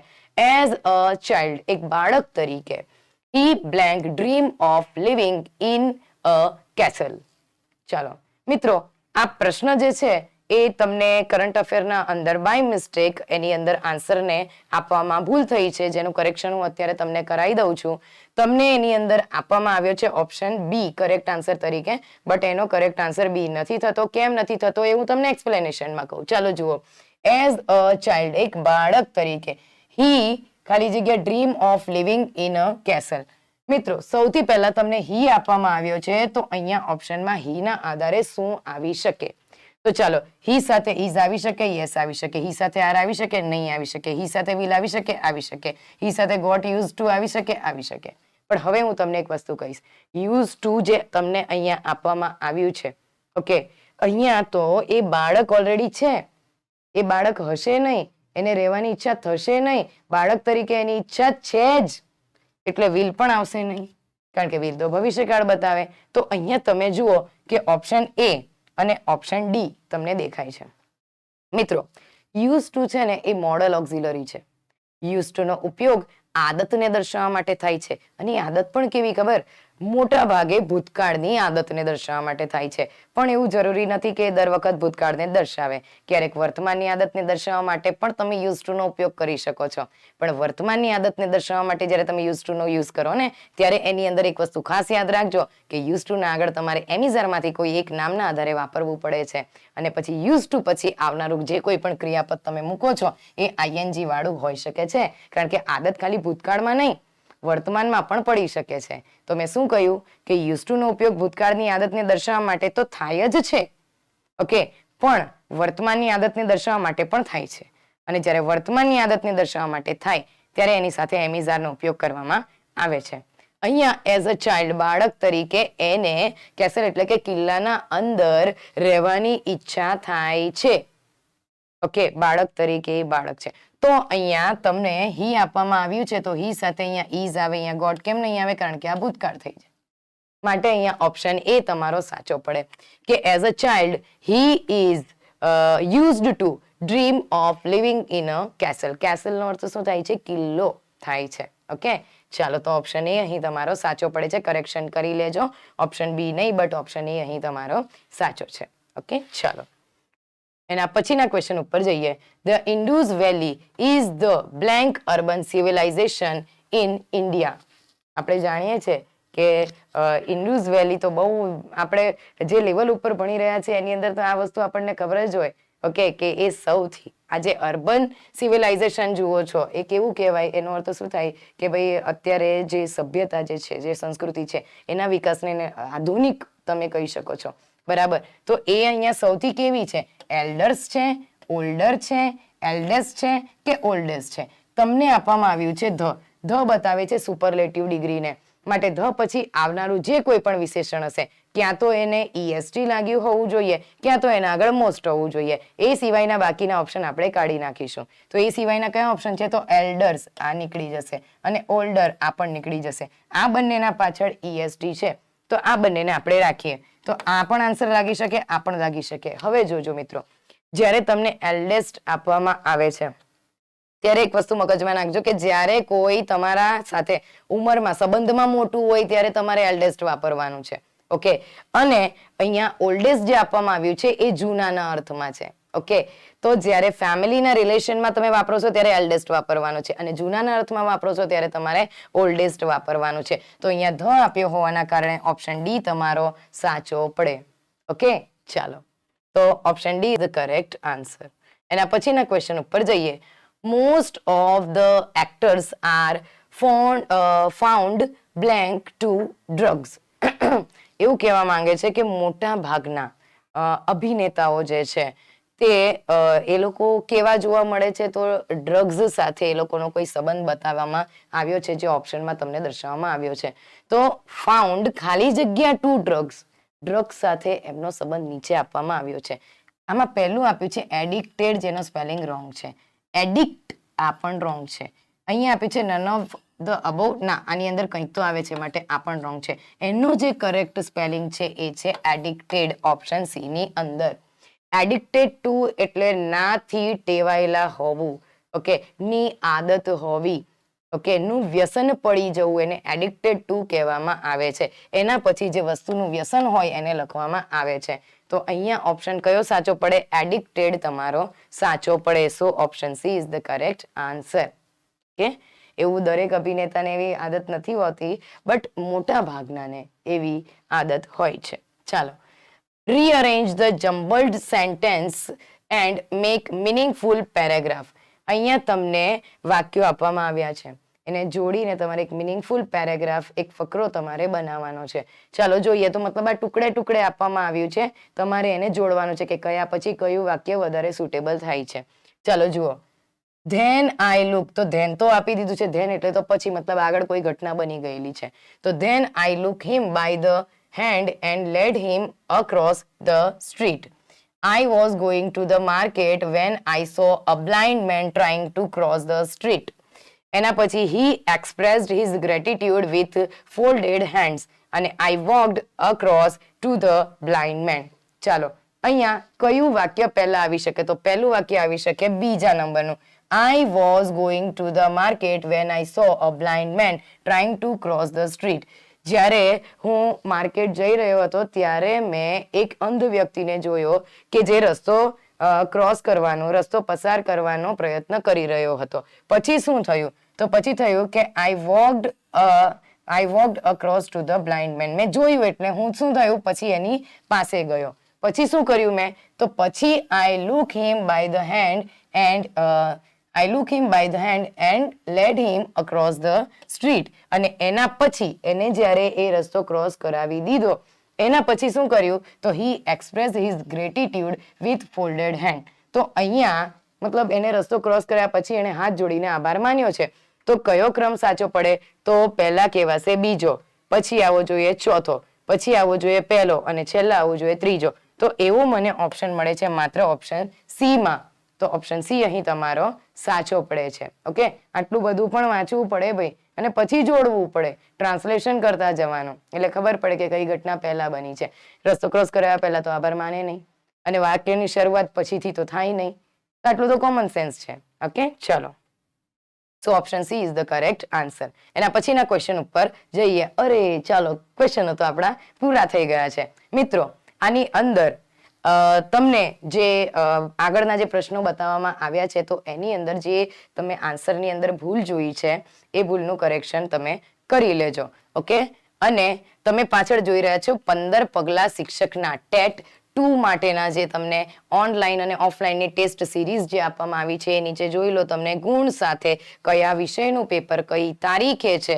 ઓકે, એ બધી જ માહિતી તમને અહીંયા આપી દેવામાં આવી છે. અને તમે બધા આને જાણતા જ હશો, યુવા ઉપનિષદ ફાઉન્ડેશનની શાખા પર જે કોઈ શાખા છે કે જ્યાં તમે ઓફલાઈન પણ એક્ઝામ આપવા માટે જઈ શકો છો, તો એ બધી શાખાના નામ અહીંયા આપવામાં આવ્યા છે અને એની સાથે એના કોન્ટેક્ટ નંબર પણ આપ્યા છે. ઓકે, તો વહેલી તકે તમે જે કોઈ પણ કેન્દ્ર પર જવા માંગો છો ત્યાં જજો મિત્રો, અને કયા તારીખે કઈ એક્ઝામ છે એ ધ્યાનમાં રાખજો.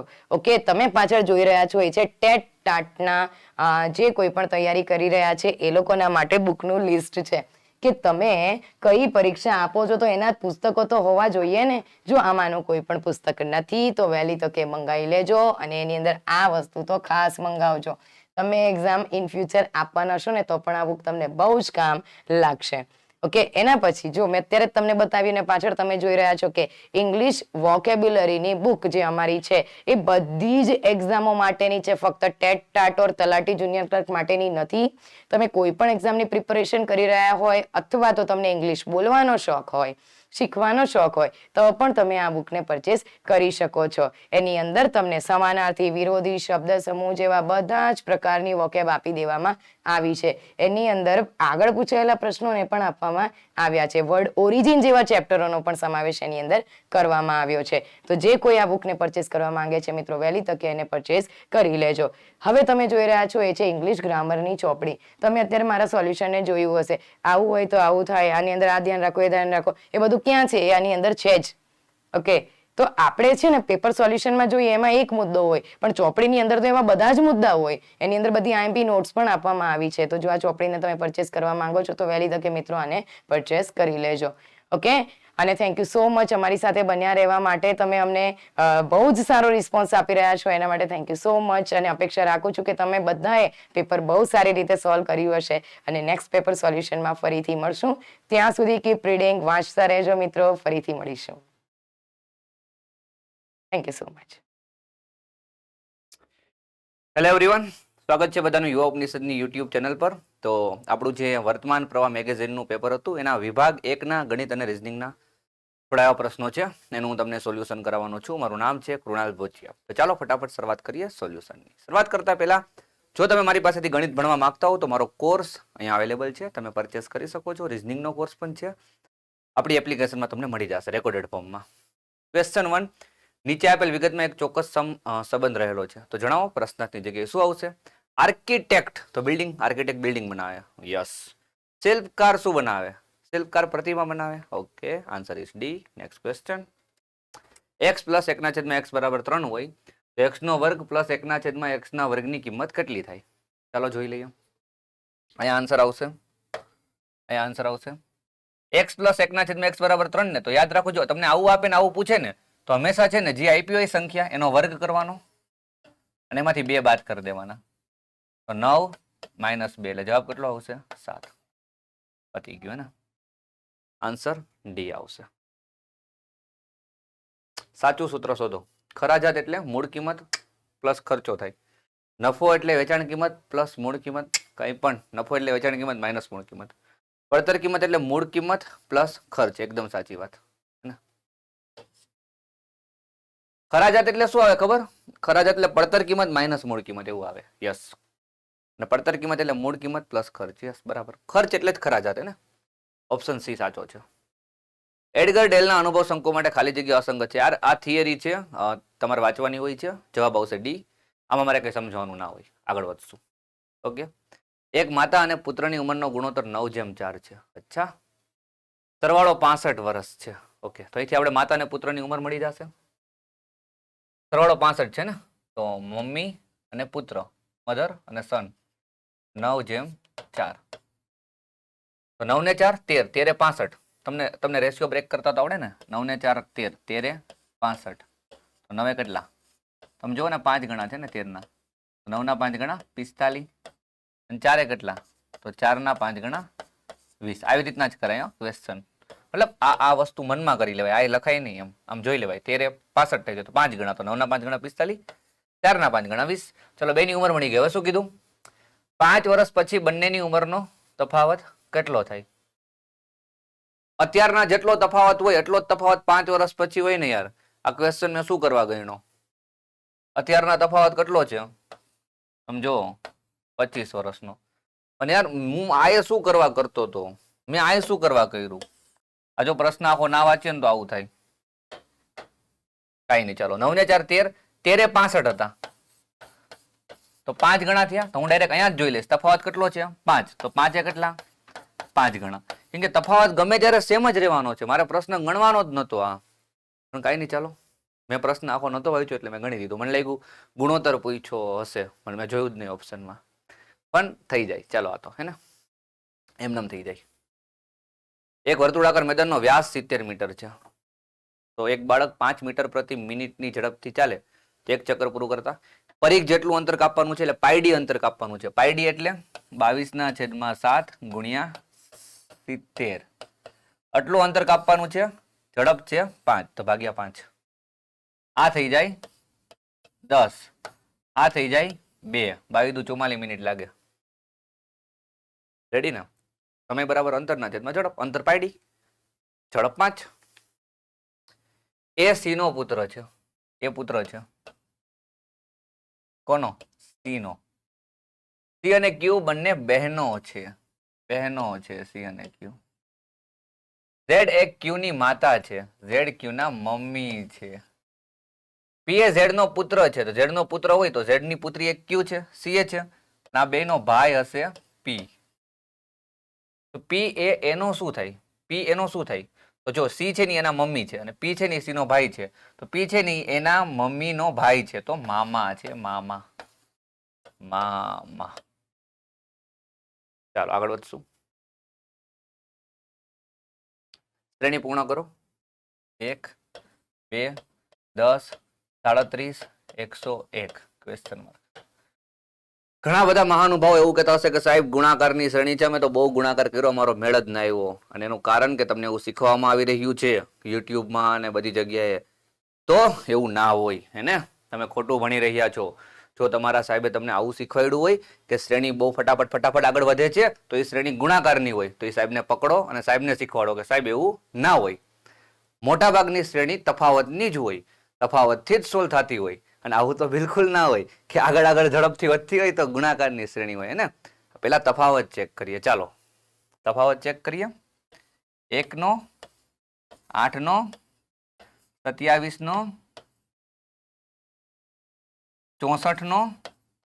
તો હવે સાહેબ હવે બોલો ને.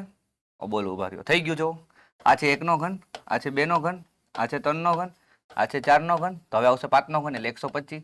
આમાં 125 નાખી દો તો 224 મારો જવાબ. પતી ગયું. કોણ કહે છે ગુણાકારની શ્રેણી હતી? એવું ના હોય ને, ભૂલમાં નહીં કરતા આવું કે સાહેબ મોટી મોટી સંખ્યા આવે તો ગુણાકાર હે ને, એવું ના હોય. તો ખાસ યુટ્યુબના વિડીયોથી બચો, આવી બધી ટ્રીકોથી બચો, જેનાથી તમારો સમય પણ બગડશે અને તમારા પ્રશ્નોના જવાબ પણ નહીં આવે. શ્રેણી મોટાભાગની ડિફરન્સથી જ સોલ્વ થાય. સૌથી પહેલા ડિફરન્સ લ્યો. જો ડિફરન્સથી ના મેળ આવે તો ગુણાકાર ચેક કરો. ગુણાકાર વધીને ગુણ્યા 2 હોય કે ગુણ્યા 3 હોય, એનાથી વિશેષ કંઈ હોય નહીં. વર્ગ અને ઘનની શ્રેણીએ તફાવતથી તો સોલ્વ થઈ જ જશે. તો તમારે બહુ બધું નથી શીખવાનું. તમારે શ્રેણી આવે તો તમારે તફાવત લઈ લેવાનો છે પ્રેમથી, એટલે તમારો જવાબ આવી જશે. અહીંયા આપણું સોલ્યુશન પૂરું થાય છે. ફરીથી એ જ કહીશ, આમાંથી કાંઈ પણ પરચેસ કરવું હોય તો કરી લેજો. મળશું બહુ જલ્દી નવા વિડીયોમાં. Thank you so much. નમસ્તે વિદ્યાર્થી મિત્રો, હું સંજય પાગડાળ આપ સૌ મિત્રોનું સ્વાગત કરું છું. મિત્રો, યુવા ઉપનિષદ દ્વારા, યુવા ઉપનિષદ ફાઉન્ડેશન એપ્લિકેશન અને પબ્લિકેશન દ્વારા દર મહિને એક સુંદર મજાનું મેગેઝિન્સ, કરંટ અફેર્સનું મેગેઝિન આપણી સમક્ષ પહોંચે છે અને જેના માધ્યમથી આપણે સુંદર મજાની તૈયારી કરી રહ્યા છો. તો એ અંતર્ગત માર્ચ 2023ના અંકમાં TT2 એટલે કે વિભાગ 1 માટેનું આદર્શ પ્રશ્નપત્રનું એક સોલ્યુશન, જેની અંદર સામાન્ય જ્ઞાન અને વર્તમાન પ્રવાહના કેવા કેવા પ્રકારના પ્રશ્નો હતા એનું આપણે સોલ્યુશન કરવાના છીએ. કે આ પ્રકારના પ્રશ્નપત્રથી તમે તમારી આવનારી જે પરીક્ષા છે TT2 માટે કેવા પ્રકારના પ્રશ્ન પૂછાઈ શકે છે, તો એ પ્રકારે તમે એક અંદાજ લગાવી શકો છો અને એ પ્રકારે તમે એની પ્રિપેરેશન કરી શકો છો. એ અંતર્ગત જીકે અને કરંટના પ્રશ્ન કેવા હતા એની ચર્ચા કરીએ. આ સાથે અમારી એક ઓફર ચાલે છે અમારી યુવા ઉપનિષદ એપ્લિકેશન પર, જેમાં 9 એપ્રિલ સુધી દરેક કોર્સ પર 75% દરેક કોર્સ પર ડિસ્કાઉન્ટ આપવામાં આવેલું છે, જે તમે ભરપૂર લાભ લઈ શકો છો. જેની અંદર અલગ અલગ ટીઈટી ટેટ માટેના કોર્સ છે, પર્યાવરણ માટે વનરક્ષક, સાથે સાથે તલાટી જુનિયર ક્લાર્ક માટે ગણિત અને રિઝનિંગ માટેનો કોર્સ છે. બંધારણનો સ્પેશિયલ કોર્સ મૂકવામાં આવેલો છે. આવનારી ભરતી જે છે ગુજરાત સરકાર દ્વારા ઘણી બધી પોલીસ ડિપાર્ટમેન્ટમાં ભરતી કરવામાં આવનારી છે. 8000 કરતાં પણ વધારે ભરતી થશે, જેની અંદર લોકરક્ષક દળ માટે કાયદો અને બંધારણનું કોર્સ પણ અહીંયા લોન્ચ કરી ચૂકવામાં આવેલો છે. ઓકે મિત્રો, તો સૌથી પહેલો પ્રશ્ન જોઈએ. તાજેતરમાં વેધર સ્ટેશન ધરાવતી પ્રથમ યુનિવર્સિટી કઈ બની હતી? હવામાન માટે, હવામાનની માહિતી માટે, એના માટે વેધર સ્ટેશન ધરાવતી ભારતની પહેલી યુનિવર્સિટી જવાહરલાલ નહેરુ યુનિવર્સિટી. તો જવાહરલાલ નહેરુ યુનિવર્સિટી બની છે, ક્યાં આવેલી છે મિત્રો? દિલ્હી ખાતે જવાહરલાલ નહેરુ યુનિવર્સિટી આવી છે. રાઈટ આન્સર આવશે option C is right answer. નીચેના પૈકી કયું વિધાન સાચું નથી? દૂધ સરિતા ડેરી ભાવનગર ખાતે આવેલી છે, બરાબર છે. વિશ્વસરૈયા લોખંડ પોલાદ ઉદ્યોગ એ ભદ્રાવતી કર્ણાટક ખાતે આવેલું છે, બરાબર છે. સ્વાંગ છે એ પર્ટિક્યુલર રાજસ્થાન છે, મધ્યપ્રદેશ છે, વિસ્તારની અંદર સ્વાંગ નામનું લોકનૃત્ય થાય છે, એટલે એ ઓપ્શન આપણો આવશે સી એ સાચું નથી. તો રાઈટ આન્સર આવશે સી એ સાચું નથી. યુરેનસ ગ્રહની શોધ એ વિલિયમ હર્સલ દ્વારા કરવામાં આવી હતી, બરાબર છે. તાજેતરમાં નીતિ આયોગ દ્વારા તાજેતરમાં નીતિ આયોગના સીઈઓ તરીકે કોની પસંદ કરવામાં આવી? તો BVR સુબ્રમણ્યમ દ્વારા, એટલે કે BVR સુબ્રમણ્યમની નીતિ આયોગના સીઈઓ તરીકે નિમણૂક કરવામાં આવેલી છે. આપને ખ્યાલ હશે કે 2015માં જે પહેલા ભારતનું આયોજન પંચ હતું, એ આયોજન પંચનું નામ બદલીને નીતિ આયોગ રાખવામાં આવ્યું, બરાબર છે. અને નીતિ આયોગના અધ્યક્ષ હંમેશા ભારતના પ્રધાનમંત્રી હોય છે. Right answer BVR Subramanyam. તાજેતરમાં રશિયાએ અમેરિકા સાથે કઈ એકમાત્ર પરમાણુ સંધિને નાબૂદ કરી છે? તો ન્યૂ સ્ટાર્ટ એ પરમાણુ સંધિ હતી અમેરિકા અને રશિયા વચ્ચે, જે હમણાં આ બંને દેશો વચ્ચે તે સંધિ નાબૂદ કરવામાં આવેલી છે. રાઈટ આન્સર આવશે ન્યૂ સ્ટાર્ટ.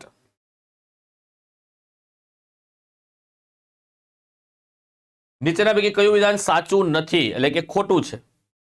જ્યારે આવું આવે ને ત્યારે હંમેશા તમારે આવું લખી નાખવાનું, ખોટું શોધો. સાચું નથી મતલબ કયું ખોટું છે, આપણે ખોટા શોધવાના છે. ભારતમાં ક્રાંતિકારી પ્રવૃત્તિની સૌપ્રથમ શરૂઆત વાસુદેવ બળવંત ફડકે દ્વારા કરવામાં આવેલી હતી. બરાબર છે, એ સાચું વિધાન છે.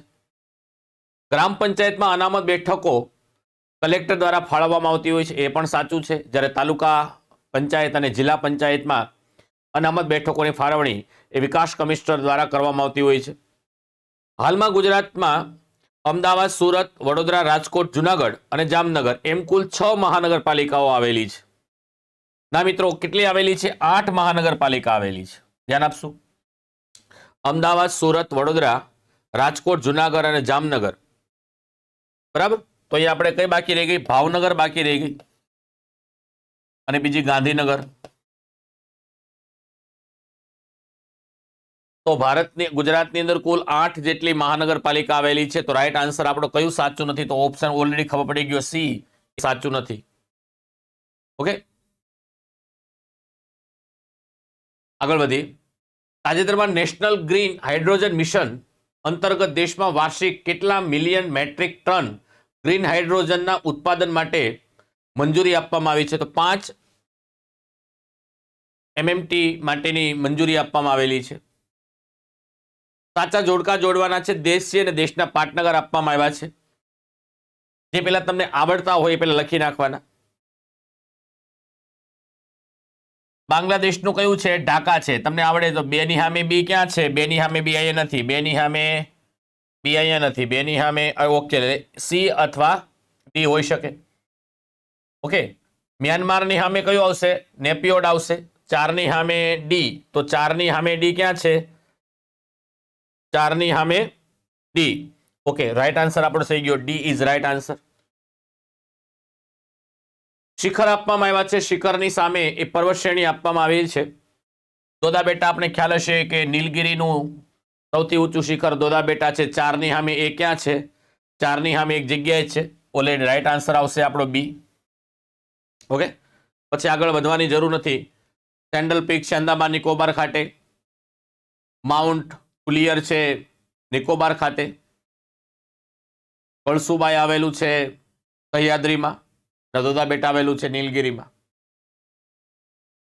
કઈ વનસ્પતિ અને એ ખાસ કરીને થતા રોગોના ઉપચાર માટે આપણે ઉપયોગમાં લેવામાં આવતી હોય છે? તો આપણે ખ્યાલ આવશે કે આપણે કોઈ કબજિયાત થાય, પેટમાં દુખે ત્યારે હરડેનું ચૂર્ણ આપણે લેતા હોઈએ છીએ. તો હરડે કબજિયાત માટે છે. તો 3 ની સામે એ ક્યાં છે? 3 ની સામે એક અહીંયા રહ્યું, બીજા આગળ ક્યાંય છે જ નહીં. ઓકે, તો 3 ની સામે એ રાઈટ આન્સર. બીલીપત્ર છે, જે ભગવાન શિવને પવિત્ર બીલીપત્ર શ્રાવણ મહિનામાં આપણે ચડાવીએ છીએ. બીલીપત્ર વાત અને કફના દોષ માટે છે. ગળો છે એ તાવ અને સાંધાના દુખાવા માટે. કરંજ છે એ ચામડી કે દાંતના પેઢાના રોગો માટે ઉપચારમાં લેવાય છે વનસ્પતિ. નીચેના પેલી કઈ જોડ યોગ્ય રીતે જોડાયેલી નથી એટલે કે ખોટી આપણે જોવાની છે? નીચેનામાંથી કઈ જોડ ખોટી છે? ભગવાન બુદ્ધના ઘોડાનું કંથક હતું. બરાબર છે. ભગવાન બુદ્ધે પોતાના ગૃહનો ત્યાગ કર્યો 29 વર્ષની આયુએ, જેને આપણે મહાભિનિષ્ક્રમણ તરીકે ઓળખીએ છીએ, વૈશાખી પૂર્ણિમાના રોજ. ત્યારે તે ઘોડા સાથે ઘોડા ઉપર બેસીને તેઓ ગયા હતા અને પછી તેને ઘોડાને છૂટો મૂકી દીધો હતો. કથા સરિત સાગર એ સોમદેવની છે, એ પણ સાચું છે. મહાલવારી પદ્ધતિ બ્રિટિશ શાસનકાળ દરમિયાન કર ઉઘરાવવા માટે મહાલવારી પદ્ધતિ, કાયમી જમાબંધી પદ્ધતિ અને રેતવાળી પદ્ધતિની શરૂઆત થઈ હતી. એમાં મહાલવારી પદ્ધતિ હોલ્ટ મેકેન્જી દ્વારા શરૂ કરવામાં આવી હતી, એ પણ સાચી વાત છે. મહાલ એટલે એક પ્રકારનું ગામ, તો સમગ્ર ગામમાંથી કર એકત્ર કરવામાં આવે, કલેક્ટ કરવામાં આવે. ન્યૂ ઇન્ડિયા છે અને ન્યૂ ઇન્ડિયા સાપ્તાહિક અને વંદે માતરમ વર્તમાન પત્ર એ લોકમાન્ય તિલક દ્વારા નહીં પણ આ ન્યૂ ઇન્ડિયા છે એની બેસન્ટ દ્વારા અને વંદે માતરમ છે અરવિંદ ઘોષ દ્વારા સ્થાપિત કરવામાં આવ્યું હતું. એટલા માટે રાઈટ આન્સર અહીંયા કયું ખોટું છે? તો ડી અહીંયા આપણી સામે ખોટું પડશે. ભારત સરકારે કઈ સાલમાં વાયુ પ્રદૂષણ નિયંત્રણ ધારો પસાર કર્યો હતો? તો ભારત સરકારે વાયુ પ્રદૂષણ માટે 1981માં વાયુ પ્રદૂષણ માટે ધારો પસાર કર્યો હતો. જળ પ્રદૂષણ માટે જલ પ્રદૂષણ નિયંત્રક ધારો એ 1974માં હતો. બરાબર. પછી પર્યાવરણ સુરક્ષા ધારો, પર્યાવરણ સુરક્ષા ધારો જે છે એન્વાયરમેન્ટ પ્રોટેક્શન એક્ટ એ 1986માં હતો. એટલે આ પણ યાદ રાખી લેજો. રાઈટ આન્સર આવશે એ. તાજેતરમાં ભારતમાં અસમાનતા રિપોર્ટ 2022 અંતર્ગત ડિજિટલ વિભાજન અહેવાલ એ કઈ સંસ્થા દ્વારા બહાર પાડવામાં આવે છે? ઓક્સફેમ ઇન્ડિયા દ્વારા એ બહાર પાડવામાં આવે છે. રાઈટ આન્સર આવશે she is right answer. Gujarat રાજ્યમાં સરકારી પશુ પક્ષી રસી ઉત્પાદન સંસ્થા એ ક્યાં આવેલી છે? ગાંધીનગર ખાતે આવેલી છે. તાજેતરમાં ભારત અને અમેરિકા વચ્ચે યુદ્ધાભ્યાસ 2022નું આયોજન એ ઉત્તરાખંડ ખાતે કરવામાં આવ્યું. રાઈટ આન્સર આવશે ઉત્તરાખંડ. દેશમાં સૌથી વધુ યુનિવર્સિટી કયા રાજ્યમાં આવેલી છે? તો ગુજરાતમાં આવશે. ગુજરાતમાં સરકારી યુનિવર્સિટી, ડીમ્ડ યુનિવર્સિટી, ખાનગી યુનિવર્સિટી થઈ અને 108 જેટલી યુનિવર્સિટીઓ આપણા ગુજરાતમાં આવેલી છે. તો રાઈટ આન્સર આવશે ગુજરાત. ભારતમાં સૌથી વધુ યુનિવર્સિટી ધરાવતું રાજ્ય આપણું ગુજરાત છે.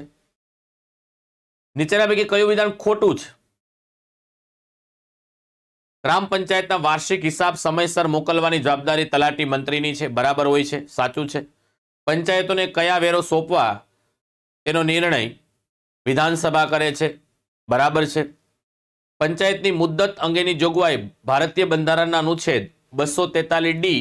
તો 243D માં છે ને મિત્રો અનામતની જોગવાઈ આવશે. 243D માં અનામતની જોગવાઈ આવશે. પણ મુદ્દતની જોગવાઈ પૂછાય તો 243E માં આવશે. એટલે અહીંયા આપણું વિધાન આ ખોટું પડશે. એટલે કે સી ઇઝ રાઈટ આન્સર આવશે. ખોટું છે. Okay, she is right answer.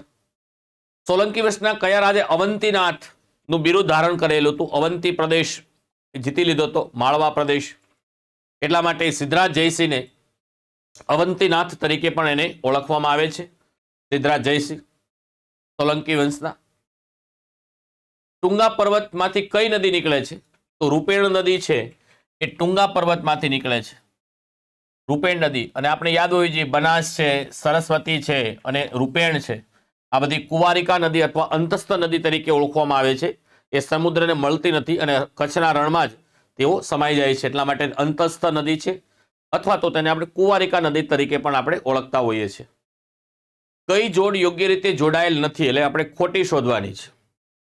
ઊંટના વેચાણ માટે રાજસ્થાનના પુષ્કર, અજમેર ખાતે પુષ્કર સરોવર આવેલું છે. ભારતના 7 પવિત્ર સરોવરમાંનો એક પુષ્કર સરોવર છે.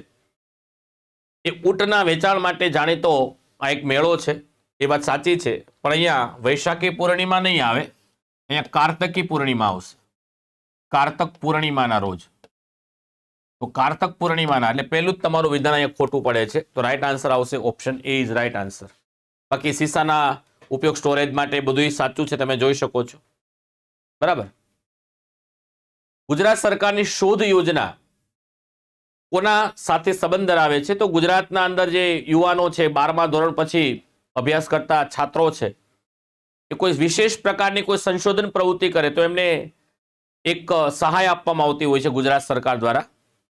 તો વિદ્યાર્થીઓને ઉચ્ચ કક્ષાના ગુણવત્તાયુક્ત સંશોધન માટે એક આર્થિક સહાય પૂરી પાડવામાં આવે છે. તો રાઈટ આન્સર આવશે option D is right answer આવશે. D is right answer. Okay મિત્રો, યુવા ઉપનિષદ પબ્લિકેશન દ્વારા મેગેઝિન અંકો છે March, February, January, December, November અને ઓક્ટોબર, જે તમને આવનારી પરીક્ષા ટીઈટી 1, ટીઈટી 2, પંચાયતની પરીક્ષા, પછી ફોરેસ્ટની પરીક્ષા હોય એ બધી એક્ઝામમાં આવે. તો હાઈકોર્ટની અંદર પણ ઘણી બધી ભરતીઓ આવી ચૂકી છે. હાઈકોર્ટ ક્લાર્કમાં, હાઈકોર્ટ પ્યુનમાં, હાઈકોર્ટ બેલીફમાં. તો તમારી પરીક્ષાને ધારદાર બનાવવા માટે હંમેશા યુવા ઉપનિષદ પબ્લિકેશન આપણી સાથે છે. સફર અને એ તમારે સરકારી ક્ષેત્રમાં જવા માટે તમારું સ્વપ્ન એ સાકાર કરવામાં યુવા ઉપનિષદ પબ્લિકેશનની બુક્સ હંમેશા ધારદાર સાબિત થઈ છે. અમે નથી કહેતા, ગુજરાતના વિદ્યાર્થીઓ અમને સારો પ્રતિસાદ આપે છે. ફોન દ્વારા, મેસેજ દ્વારા પણ કહે છે તમારે બુક્સનું કન્ટેન્ટ ખૂબ જ સારું હોય છે અને એની પાછળ મિત્રો ઘણી બધી મહેનત થતી હોય છે. માત્ર પુસ્તક એવું નથી આવ્યું ને ગયું ને આવ્યું ને ગયું એવી રીતે નથી બનાવતા સાહેબ. એ પુસ્તકમાં અમારી પાસે આખી ટીમ હોય છે, રિસર્ચ ટીમ હોય છે. તો એના આધારે અમે પુસ્તકો બનાવીએ છીએ અને આપણા યોગ્ય તમને સારું કન્ટેન્ટ મળી રહે, અને એ પાછું ગુજરાતી ભાષાની અંદર. હજી વર્ષો પહેલા તમે ગુજરાતી ભાષાની અંદર કોઈ પુસ્તક નહોતા. આજે પછી બંધારણ હોય, ઇતિહાસ હોય, ભૂગોળ હોય, કલ્ચર હોય, એ દરેકે દરેકના ક્લાસ 1-2 સુધીના, જીપીએસસી ક્લાસ 1-2 સુધીના પુસ્તકો જે ગુજરાતી ભાષામાં આપણને અવેલેબલ થઈ ચૂક્યા છે. એ યુવા ઉપનિષદને સૌપ્રથમ એની શરૂઆત યુવા ઉપનિષદે કરી છે આખા ગુજરાતની અંદર.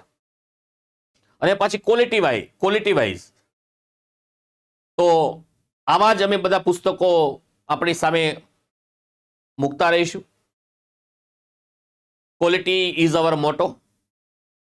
એમાં અમે ક્યાંય બાંધછાડ નહીં કરીએ. તો મિત્રો, અમે નથી કહેતા કે અમે અમારું પુસ્તક શ્રેષ્ઠ છે. વિદ્યાર્થીઓ કહે છે સાહેબ તમારું પુસ્તક શ્રેષ્ઠ છે. આજે કોઈ પણ તમે ગુજરાતની લાઇબ્રેરીમાં જાઓ તો ત્યાં યુવા ઉપનિષદનું પુસ્તક ત્યાં પડેલું હશે સાહેબ. સરકારી લાઇબ્રેરીમાં જાઓ, સ્પર્ધાત્મક પરીક્ષાના પુસ્તકોની કોઈ તમે ડેસ્ક ખોલશો કે કોઈ કબાટ ખોલશો, એની અંદર પણ યુવા ઉપનિષદનું પુસ્તક પડેલું જ હશે. આ ટેટ માટેના પુસ્તકો છે. અને હમણાં જ યુવા ઉપનિષદ દ્વારા જનરલ નોલેજ, ગાગરમાં સાગર, બધા વિષયો આની અંદર આવી જાય.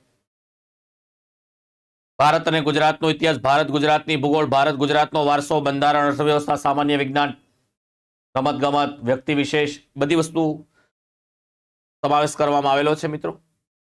ઓકે, તો આ બધા કોર્સ પણ અમારા અફલાતુન હોય છે સાહેબ. અમારા કોર્સ પણ અફલાતુન છે, ક્વોલિટી વાઇઝ છે.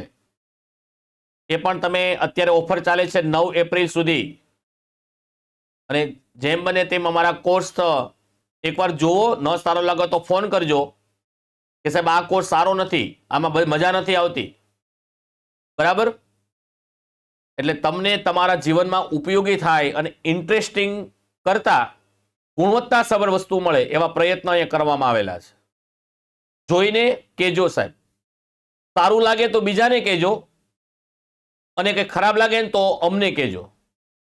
અમે 100% સુધારા વધારા કરીશું, પણ બેસ્ટ જ છે અને બેસ્ટ જ આપીશું. વંદે માતરમ.